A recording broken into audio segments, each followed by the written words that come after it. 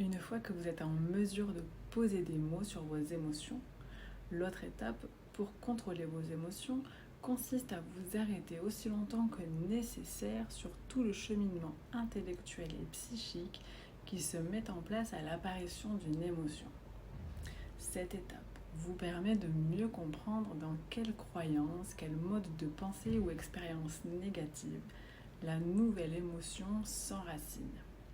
Il s'agit de comprendre ce qu'elle vient vous dire au regard de votre construction personnelle, mais aussi de limiter l'impact de sa prise en compte qui serait exclusivement fondée sur des interprétations.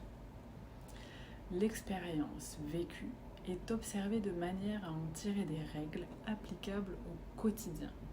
C'est sur ces constructions cognitives que vont se former vos croyances. Elles sont nourries simultanément de la conception de soi et des autres comme une réalité inconsciente fondée sur les expériences passées.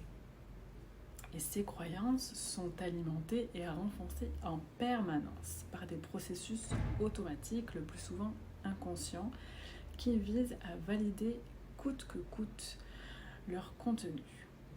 Savoir gérer ses émotions, c'est aussi parvenir à déconstruire ces croyances limitantes. Vous en serez alors en mesure d'associer vos émotions et votre vécu actuel à votre expérience présente, ici et maintenant, plutôt que de faire le rapport à des schémas qui se rejouent et qui rejouent le passé en boucle et vous empêchent de vous émanciper.